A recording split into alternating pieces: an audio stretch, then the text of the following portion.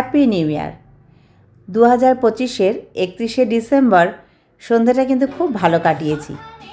একটুখানি বান্ধবীর বাড়িতে টুকটাক খাওয়া দাওয়া আর তার সাথে একটু ফাংশান, একটু ঘোরা, এই নিয়ে কাটিয়ে দিলাম সেই দিনটা।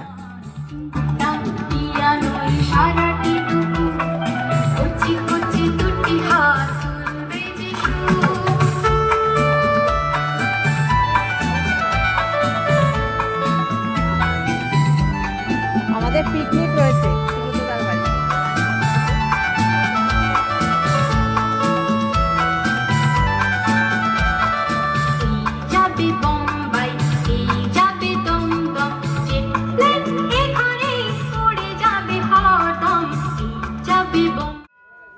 তবে ফাংশানের এখানে খুব বেশিক্ষণ থাকতে পারবো না। আমরা হঠাৎ করেই প্ল্যান করে এক বান্ধবী বাড়িতে চলে এসেছি।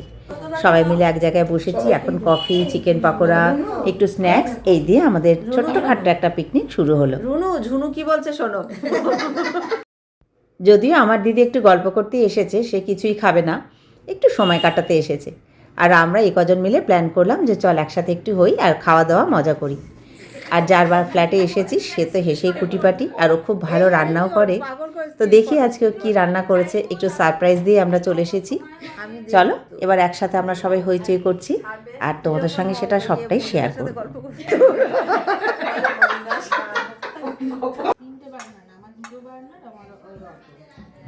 এদিকে রুনুর ফ্ল্যাটে তো আমরা এসেছি ওকে হেল্প করতে। আমার আরেক বান্ধবী মঙ্কা, ও খুব ভালো সাহায্য করছে। আর আমি যেরকম প্রচুর খ্যাপাই, ওদের পেছনে লাগি, সেরকম করে আমার কাজটা আমি করে যাচ্ছি। সব মিলিয়ে কিন্তু খুব ভালো হয়েছিল খাওয়া দাওয়া। আমার আমার কোনো ব্যাপার নেই, আমার বাড়িতে সবার যে আছে সেই করে। আমার ওসব নেই যে আমার ঘরে কেউ করতে পারবে না, এই করবে না। যাই আমি চলে যাই। তাহলে 3টে খাট আর মৌ রান্না করছে, খুব কাজ করে যাচ্ছে না নাইস পার্কে যাওয়া। মৌকা কি তো করছে বিয়ে লাগছে? 2টোর সময় বেরালেই হয়ে যায়। 2:30 বেরোলেই হবে। সবাই রান্না করছে, বাবা কি কষ্ট দে, বাড়িতেও কষ্ট করছে, এখানেও কষ্ট করছে। আহারে কষ্ট নাই, যে আসল রাঁধুনি সে হচ্ছে যে আসল রাঁধুনি সেতে। আমি রান্না বান্না করে খাওয়ালাম তোকে। এটা কি চিকেন কষা? কি জানি না, মানে একটা চিকেনের আইটেম বানিয়েছে, এটা কষা না, আচ্ছা, আচ্ছা। খেয়ে দেখো। তাই বললাম তোমরা আবার ভেবো না যেটার মধ্যে বেশি তেল, আমি অল্প তেল দিয়ে রান্না করেছি। কিন্তু অল্প তেলেই তো রাঁধুনির হাতের গুণ। না না, দই আর ওই যে কাজু আমার ছিল না, ওই জন্য অয়েলি ভাবটা হয়েছে। বসো, ঠান্ডা হয়ে গেল। এই বাচ্চা লোক আসো। এই নানগুলো দাও, আমি একটু তুলে নিই। দাও, রুটিগুলো দাও। গরম গরম রুটি না, এটাকে নান, গরম গরম নান। ওটা দিয়ে দাও। বসে যাও, বসে বসে। ছোট ছোট পাতলা পাতলা হলে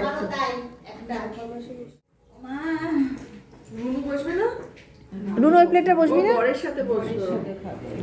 আসো কাকুলি দিয়ে আসো। আমি কিন্তু আবার বানাবো। হ্যাঁ না কি আমারটা একটু লাস্টেরটা দিয়েছে। হ্যাঁ, কি সুন্দর নরম হয়েছে। টক দই দিয়ে অনেকক্ষণ ম্যারিনেশন করা ছিল না? দই, ইস্ট আর তোমার দুধ দিয়ে মাখা। ইস্ট দিয়েছে বলে রেস্টে রাখতে হবে। যদি ইস্ট না দাও তুমি ওই একটু বেকিং পাউডার আর একটু সামান্য বেকিং সোডা দিয়ে মেখে রাখো। হ্যাঁ, দুধ দিয়ে ইস্ট ছাড়া যদি করো তো শীতকাল সবচেয়ে বেস্ট এই খাবারটাই। রোববার দিনই সকালবেলা চলে চলো টাটা, টাটা করো সবাই, টাটা।